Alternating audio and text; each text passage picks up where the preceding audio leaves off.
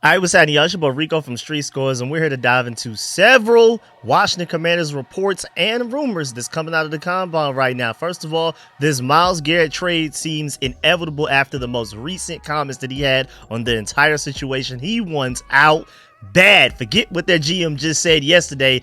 Myles Garrett is sick of it. We're going to dive into all of that. Also, reportedly, the Vikings want Jonathan Allen, and more than one expert feels the trade between Jonathan Allen to the Vikings makes a lot of sense. We're going to dive into that. Also, I got to give you a big time NFL cap space update because as of today, we officially learned the exact number that every team will have in cap space. I'm going to give you the updated rankings, all of that type of stuff, and how we can get more. Also, we are apparently the favorites to land Deebo Samuel. We're going to dive into all of that too and more. But before we do, first of all, this video is sponsored by BetUS Sportsbook and Casino. And if you're looking for a new sportsbook, it should be BetUS for sure. And before we get into everything, make sure you stiff arm that like button, stiff arm the subscription button, stiff arm the bell next to that subscription button so you get notification each and every time I release an informative and opinionated video just like this one. Again, I'm trying to get back in my 2-3 videos a day bag. So I already put out a video earlier this morning, afternoon. I'm doing a video right now at 7 p.m. and then I'm cooking up another one later on tonight. So make sure you pull up and keep constantly checking back on the channel. Without further ado, let's go ahead and dive into this video right now. Let's get it. Adam.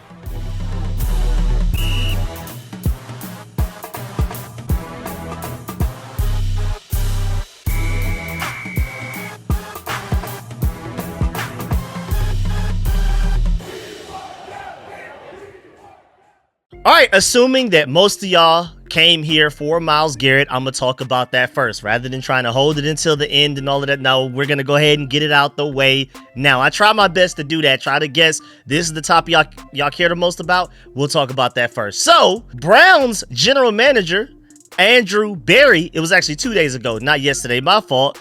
He said that the team maintains the idea that they have no interest in trading Myles Garrett. Remember, though, like sometime over like a week ago, there was some report about from like the Browns camp, maybe it was from Andrew Berry specifically or somebody close to the situation. The exact quote was, "We still have no plans of trading Myles Garrett, ... but stay tuned." So I was like, what's going on there? But then he went to the combine, and then just a couple of days ago when he spoke at the combine, he said, yeah, we still have no plans of trading Myles Garrett.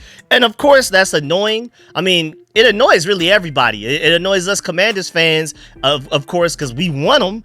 But then also Browns fans are really upset with all of this going on and everything, especially with the whole Nick Chubb situation. I mean, shouts out to Browns country. He said Andrew Berry not re-signing Nick Chubb and letting him hit the open market is gross, completely destroying everything we love in Cleveland. They are riding for their Nick Chubb right now, which is, you know, I'm a Georgia Bulldogs, you know what I'm saying? I'm right with them. We up in arms. We both love Nick Chubb and we both hate Andrew Berry right now. Also, another Cleveland Browns fan said if Andrew Berry lets Nick Chubb walk, we riot. And then also another Browns fan pointed out the fact that Myles Garrett, I want to leave and I will hold out if you do not trade me. Andrew Berry, you are not going anywhere. You're going to stay here. Nick Chubb, I want to retire in Cleveland. Andrew Berry, time to go. I mean, it is crazy. There was a report that the Cleveland Browns are letting Nick Chubb hit the open market. So right now, nobody is rocking with this man. Browns fans hate him for all of this drama and chaos and like Myles Garrett wants out, you're holding him hostage, but Nick Chubb wants to stay and you're trying to get rid of him. All of that going on. And then, of course, us fans, especially of teams like us, the Commanders, are annoyed that Andrew Berry is being so stubborn with something so inevitable. I really, truly believe this is something that will inevitably happen. I'm not saying that he's literally going to go to the Commanders, but I would be shocked if Myles Garrett is playing week 1 for the Cleveland Browns. But the Browns general manager also has repeatedly said that, quote, he's always open to signing Myles Garrett to a blockbuster extension, which would likely make him the highest paid defensive player in the NFL and NFL history at about $40 million per year. But you're missing the point, Andrew Berry. You're missing the point. It's not about money. Shouts out to my boy Mike Hall over there at the Burgundy Zone podcast. He tweeted, Andrew Berry can be open to it all he wants. Garrett already said it's not about the money at this point. Myles Garrett is standing 10 toes down on it. I mean, you even have an Eagles fan making fun of them and saying, he said the Browns GM Andrew Berry said, "Hey Myles, I'm just reaching out again to see if you changed your mind." Myles Garrett, man, if you don't get off my phone with that stupidity, I mean, Myles Garrett, he's not going for it. He's not. And then just earlier today, there was a trustworthy report from people close to Myles Garrett that Myles Garrett is not open to a contract extension with the Browns. It was reiterated. He has said it now multiple times over the past couple of months, but today, shouts out my boy Rio, that boy Myles Garrett stood on business today. He is like, just in case you still may have even slightly thought I'm considering coming back or taking a contract extension with y'all, allowing y'all to pay me more money to stay, whatever. He was like, no, absolutely no. That boy said, like I said, basically today. He just keeps repeating the same thing he said for the past couple of weeks. Back at Super Bowl week when everybody was interviewing him, he has no interest in returning to the Browns. There was even a report from Mary Kate Cabot on the whole situation saying defensive end Myles Garrett is unwilling to negotiate a contract extension with the organization as his agents have apparently, quote, slammed the door shut, unquote, on any discussions. Like, they're literally not even picking up the phone from the Cleveland Browns and general manager Andrew Berry. Like, they're literally sending him to voicemail type of thing. They don't even want to talk. Don't send me no numbers. Don't text me. I don't want to talk money, contracts. I don't want to talk about the vision. We've already met about the vision weeks ago. You can't sell me on a vision. You have no vision. You have no cap space. You don't have a quarterback. I don't know what y'all are gonna do, but I'm getting up out of here and y'all will figure it out without me, basically. And then, I mean, you could just tell this guy clearly wants out of Cleveland so bad. And my biggest thing with this whole situation that we're talking about today is that he, again, has said this more than once about the fact that it's not about the money. Like, this whole money situation, he just said a few weeks ago, I want out of Cleveland, in a message to the fans basically saying goodbye, and no amount of money could make me want to stay. And then the Browns GM response was, well, how about more money? Like, come on, dog, it's inevitable, man. Go ahead. Just go ahead and trade him. Get ahead of it, because the later you wait, the less value you'll potentially get. Especially, go ahead and send him to the Commanders specifically, man. Because, of course, it's not like Myles Garrett doesn't want big money in general. It's not like he's feeling generous or anything. He just doesn't want big money from the Browns. I'm very sure that he'd be willing to talk money with a true contender like the Commanders after he would trade it, or even before the trade, to make sure, okay, this is a good contract extension setup, so let me go there, make sure I'm traded there, and then we'll sign that contract once I'm traded. But I just thought it was hilarious because people are killing the Browns on Twitter right now, laughing, just, I mean, LMAO type of laughing on Twitter, saying they thought drafting Shedeur was going to change Myles Garrett's mind. Everybody's just cracking up, pointing and laughing at the Browns right now. Meanwhile, you have us over here with the third most cap space, could get to the second most after moving on from Jonathan Allen, which we'll talk about very soon. That's the next topic in this video. And we also not only have a franchise quarterback, but one of them ones, a top 5 type of guy, only going into his second year. We already know he's a top 5 quarterback, and he just had a rookie season. And then he's making rookie deal money for the next few years, so you have so much flexibility cap space wise to make moves necessary to pay guys like Myles Garrett to come over to be elite for this team. And also, now you also have the NFLPA survey that I just broke down earlier today, where the Commanders were voted one of the best free agency destinations by over 1,690 active NFL players, with our ownership group being voted top 5 and top 10 in certain categories, and our head coach being voted literally number 1 out of all head coaches in the NFL. And on top of that, we just went to the NFC Championship. We have to be Myles Garrett's favorite landing choice right now, but we'll see if it happens. And then again, after all of that, then you have the Browns. Womp, womp, womp. You know what I'm saying? So stop holding on to that boy Myles Garrett. Stop holding him hostage. Andrew Berry, let him go. It's not even ethical at this point. You're literally holding him hostage. And then just a few hours later, because I was already working on my notes for this video that I've already read to you now hours ago, as soon as I just got back home, Adam Schefter wrote about the whole situation. He said on Twitter, Myles Garrett is not open to a contract extension with the Cleveland Browns as the team remains adamant that it will not accede to the star pass rushers trade request. And then he has an entire ESPN article on the situation if you wanted to go read it. But shouts out to John Ledger, because he quote tweeted this. Mind you, this is a Steelers fan, not a Commanders fan, not a team that's even relatively in the Myles Garrett sweepstakes. And if anything, I mean, I guess he would hope Myles Garrett gets traded so he doesn't have to go against him twice a year anymore in the AFC North. But either way, he quote tweeted it and said, again, no attachment to the Commanders at all. I cannot overstate how big of a disaster it would be if the Browns do not wake up, admit it's over, and trade Myles Garrett basically as soon as possible. And then shouts out to Dean Jones of Rico's Rag, because he said if the Browns cannot convince Garrett and he remains adamant a move is the best thing for his career, there's nothing they can do. Keeping him around is only going to cause further friction and won't reflect well on the organization, especially to the rest of the teammates that are still there that actually do at least kind of want to be there. That seems to be the case right now. Escobar also reveals sources that Garrett isn't interested in signing a new extension. Keeping tabs on the situation is the preferred approach for Adam Peters' perspective right now. Acquiring Garrett might not fit into his timeline, but plans change. One only has to look at the Commanders' bold trade to acquire Pro Bowl cornerback Marshon Lattimore before the 2024 deadline as proof of that. Players like Garrett are extremely rare. He's dominant, durable, and leads from the front, which is our biggest weakness right now on the team. He's a future first ballot Hall of Famer and one of the league's most prolific players. The Commanders have to shoot their shot. I completely agree. And Adam Peters is willing to make trades. I mean, I'm pretty sure he helped facilitate the Trent Williams trade that like really sucked for us, but was great for the 49ers. The Christian McCaffrey trade. Like, he's making trades. He's gotten rid of Jahan Dotson in the trade. He was able to get rid of Sam Howell through a trade. This guy is not afraid of making moves. I'm pretty sure if the Cleveland Browns, which I feel like will inevitably cave in, I'm pretty sure Adam Peters is going to be right on it.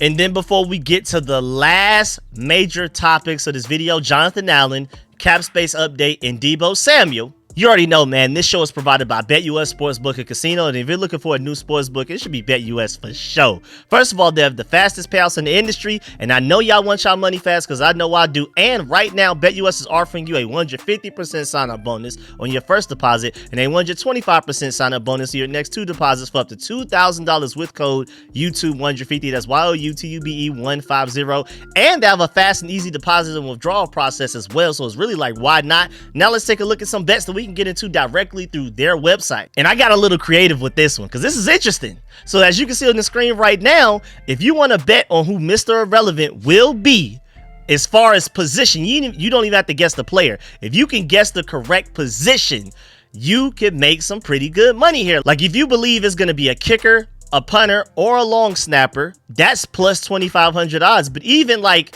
for some reason, defensive lineman and edge has the highest odds, maybe because it's the deepest position in the entire draft, maybe, or something like that. But if you're willing to bet on those plus 2,500 odds that it'll be a kicker, punter, or long snapper, if you were to put down $25, you could end up winning $625 by the end of the draft if the last guy drafted, Mr. Irrelevant, is either a kicker, a punter, or a long snapper. And I'm not gonna lie, I'm not gonna put it past anybody because we need kicker bad. I wouldn't be surprised if we don't take a kicker, maybe not with the very last pick, but with our own last pick of the draft. Maybe not the very last pick of the entire draft, but hey, I don't be surprised if we take a kicker with the last pick we have in that draft before we get up out of there. And probably even bring in some undrafted free agents as well.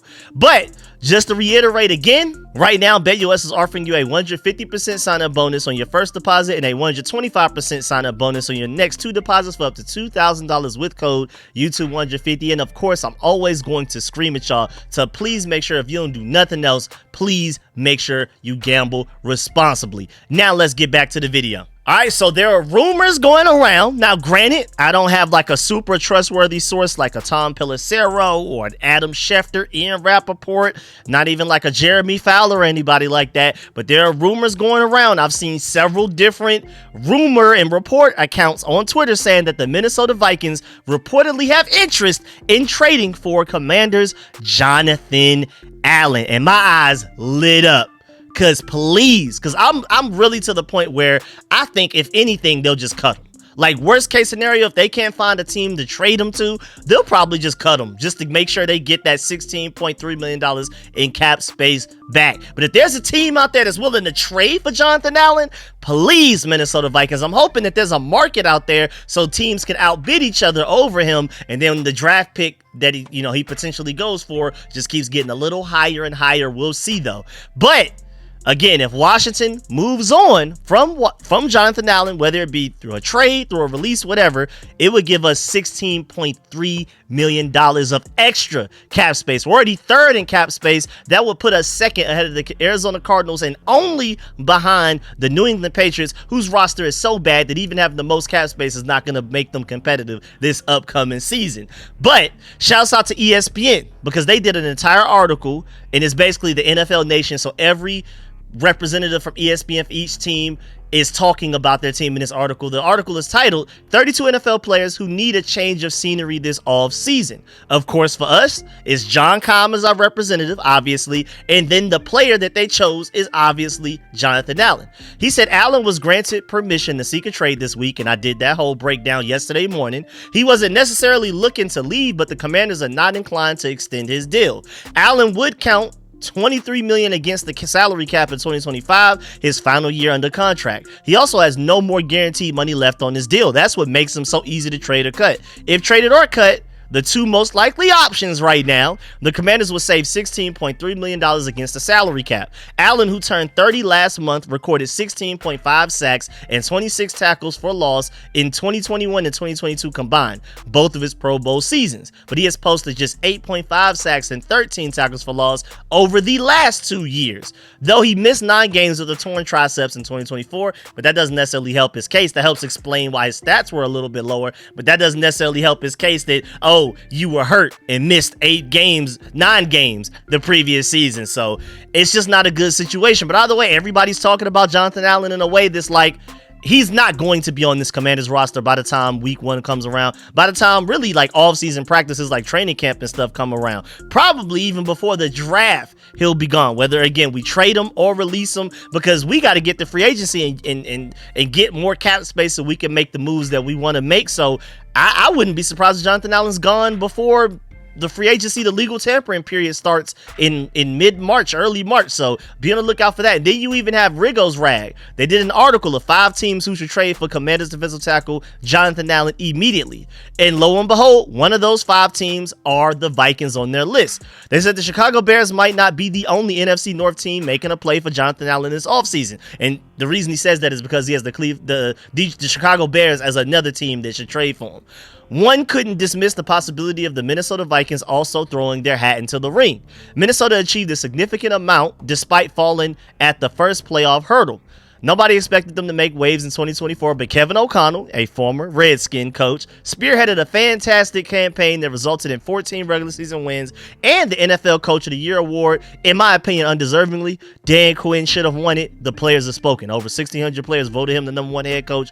But either way, I prefer for the 1,600 active NFL players to feel like he's the #1 head coach more so than the media that voted for that award. So, hey, I feel like we have the last laugh and we won in the end anyway. That little trophy or whatever you get to put next to your list of accomplishments, I mean, I'm pretty sure Dan Quinn would have loved to have won it, but what matters most for the Commanders overall is that the players feel that way. Forget the media. Continuing on with Rico's rag, they said Brian Flores' defense played a significant role in Minnesota's success. It did. I feel like it. I wouldn't say carried, but their defense was better than their offense. But if there was one area where upgrades are needed, it's the 3-4 defensive end positions, and that's where Allen comes in. Allen's got experience in a 3-4 during his time in Washington. He represents an immediate upgrade over anything the Vikings have currently. Remember, they traded away Daniil Hunter to the Texans last offseason. Minnesota is also projected to have $63.33 million in available salary cap space to take on his financial commitment in this scenario. So they have the money if they want to actually trade for Jonathan Allen. The Vikings aren't flush with draft assets right now. They have 4 selections currently. Out of the entire draft, they only have 4 draft picks, which is insane. So those in power could decide to sacrifice one of their later picks for a proven performer rather than take their chances on a rough diamond from the college ranks. Maybe, but only 4 draft picks makes them sound less likely to do it. You only want to have 3 going into a draft? I mean, they could trade back and get more, but still. And if Allen stays healthy and returns to something like his old form, or in my opinion, if he plays like how he did against the Lions in the playoffs, he'd be a major asset to Minnesota's chances of further progress rather than just one and done in the playoffs. I think Jonathan Allen, again, like I said in my Jonathan Allen video yesterday morning, I still think he's a starting caliber defensive tackle. Is he like a top 10, one of the best in the NFL? No, I don't think he's like a Pro Bowl defensive tackle at this point, but I still think he's a decent, at least decent starting defensive tackle, and probably better especially if you want to move him to like defensive end than anything the Vikings have going on right now. So mutually beneficial. We get an additional draft pick, we clear up some cap space, and then they get a player that makes them better and gives them a better chance at making it further into the playoffs than they did last year. I think that is a mutually beneficial situation right there. And going back to the discussion of more cap space, because again, if we cut Jonathan Allen, we gain 16.3 more million. Just to let you know, also earlier today, there was so much news today. I mean, I have so many things to talk about. I just was like, all right, we're just going to focus on these 3 to 4 topics in this video, and then I'll just have to do another one later tonight because breaking news, I feel like this is honestly breaking news. The NFL and NFLPA officially agreed on a salary cap of $279.2 million for 2025 per Tom Pelissero, which is, of course, a record high in NFL history. And then shouts out to NFL Trade Rumors, Tony Camino, for breaking it down. He said that's a notable jump from what teams were preparing for back in December, with teams anticipating the cap will come in somewhere between $265 million, $275 million. Again, ended up being $279.2 million, so a whole $4.2 million than the most they expected. Again, they were given a range of $265 to $275. It ended up being $279. Crazy. The league didn't give teams an estimate at the winter meetings like in previous years, though. Pelissero adds the projected player costs, including benefits, are at $362.48 million per team, which amounts to $11.6 billion in player costs for the whole league. Over the Cap's Jason Fitzgerald says the increase beats every projection they'd heard from the teams except for one. OTC over the cap was projected the 2025 salary cap to be $272 million. Last year, the salary cap jumped a record $30.4 million, with revenues from the NFL's new media rights deals kicking in and fewer accounting debts from the 2020 pandemic to pay off. And that's a good point. This was a big jump, but this wasn't as big of a jump going from 2023 to 2024. This year's cap increase will officially come in at $23.8 million from where it was last year in 2024. The growth has been fueled by the new broadcast rights deals to the league signed a few years ago, and a kicker increasing the share of the total revenue going to players. Shouts out to the NFLPA for holding it down, as you can see on your screen right now. And if you want to, I'm not about to, I'm pretty sure most people don't care, so I'm not gonna sit here and read every single number that you see on the screen right now, but just to show you how the salary caps have increased over the years, and then when COVID happened, it went down, and then we just had to recover, and then basically now we're back on track. The NFL has had its ups and downs, but generally since 1994, it's just generally been going up and up and up. And again, that jump from 2023 to 2024 was insane, but the jump from 2024 to 2025 is still pretty good. Now moving on, and just to update you, now the Commanders officially have $83.7 million in salary cap according to Spot Track, which is again third in the entire NFL. Oh, my fault, not the Cardinals, directly behind the Raiders, who have $96 million, and who in second place, and then the Patriots again have nearly $130 million in cap space, number one out of the entire NFL. And again, mind you, like I already told you, if you cut Jonathan Allen to save 16.2 or 3 million, we would eventually overtake the Raiders as the second most cap space in the entire NFL, with about 99, no, really like 100 million flat, basically, which would be like 3.4 million more than the Raiders, who are currently in second place. So getting rid of Jonathan Allen, trade, or even if you just cut him, is still pretty beneficial. But at the same time, the only slight downside, remember, the cap space being higher than what we expected both helps and technically hurts the Commanders from a relative value standpoint, like I've explained in several videos past couple of weeks, and I tried to explain it to y'all last year as well. And I feel like George Carmi made a good point. He said on Twitter, the salary cap rising is somewhat misleading. Yes, the Commanders have more cap space, but so does everybody else. So in a way, it's a form of inflation. I agree. Contracts just simply get bigger to basically make up for the increase in cap space. So ultimately, we don't necessarily, it's not like we're going to be able to sign more star players than we normally would. That being said, they can add a few more depth guys now, potentially, we'll see. So yes, teams further down in cap space rankings benefit way more from an increase in cap space than we do. So relatively, we technically lose in value in comparison. But like Carmi said, maybe this could help us sign some depth guys, some backups. We'll see. Because players don't really care about the exact numbers per se, the surface numbers. They care more so about percentages.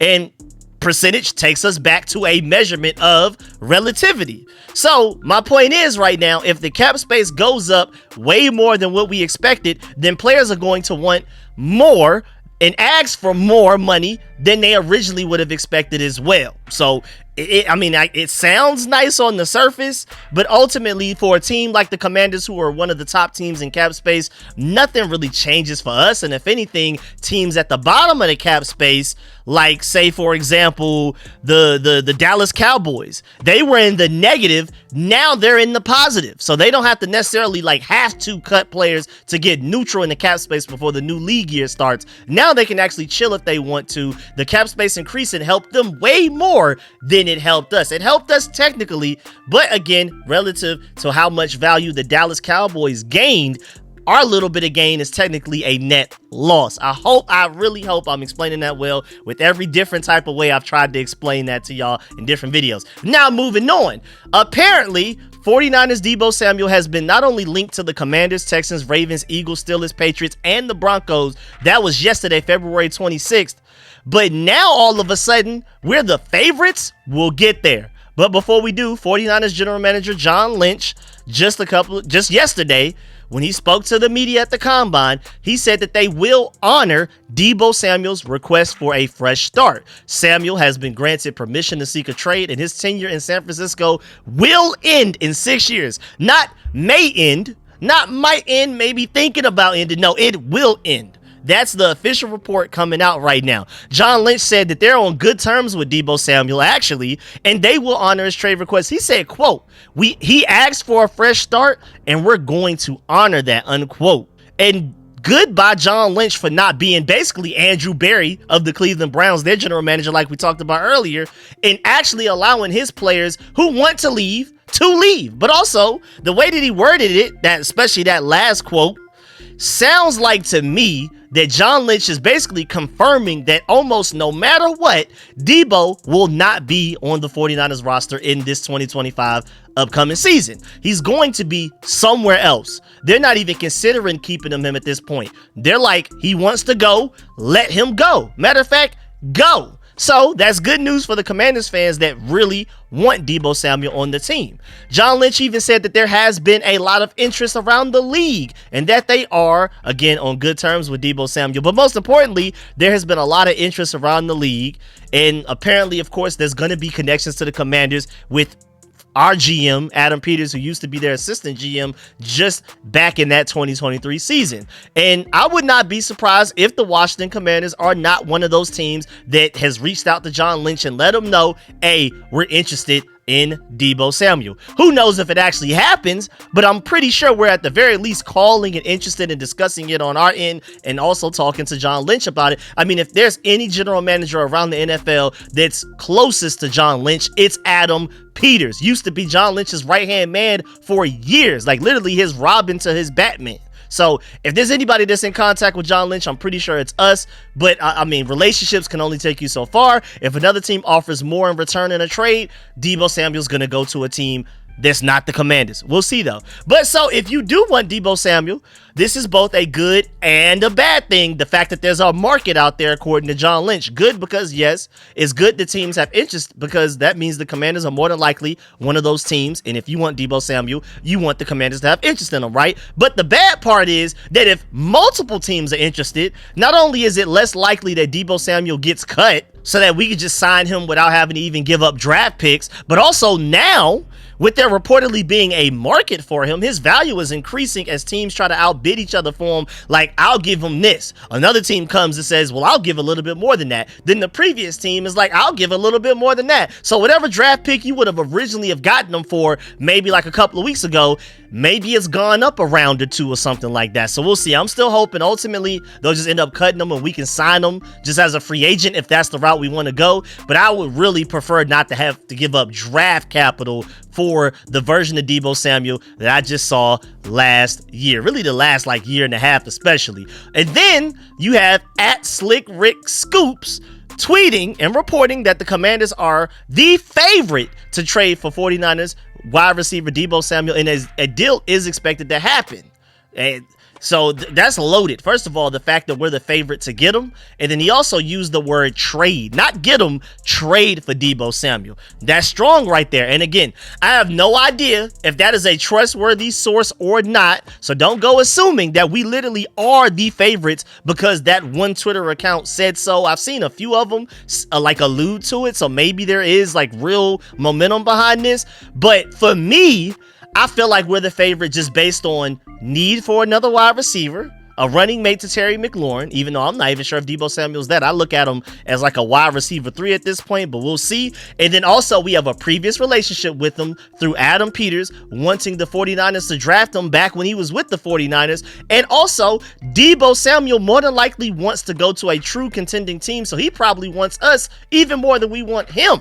So I think we naturally are the favorites to land him for real, but just don't believe non-insiders saying it basically. I believe we are because I just think it makes the most sense. But shouts out to the Slick Rick Scoops account. I mean, if you are a trustworthy source, cool, but I'm not going to bet my life savings on us getting Deebo Samuel just yet. Again, I believe we are the favorites, but not because people on the outside are saying so. I just truly believe it just makes a lot of sense. Even though I'm not as high on Deebo Samuel as most other people are, but I can see it happening. It just makes too much sense for it really not to happen. Do I necessarily want it to happen, especially via a trade? Not necessarily, but it's one of those things that even if I don't want it, I still see it more than likely happening. I really do. But yeah, man, that's the end of this video. Please get in the comment section. Let me know how you feel about everything discussed in this video. Please still follow that like button, still follow the subscription button, and still follow the bell next to that subscription button so you get notification each and every time I release an informative and opinionated video just like this one. And please let me know in the comment section how you feel about everything discussed in this video. How do you feel about the whole Myles Garrett situation? Do you feel like it's inevitable, like I do,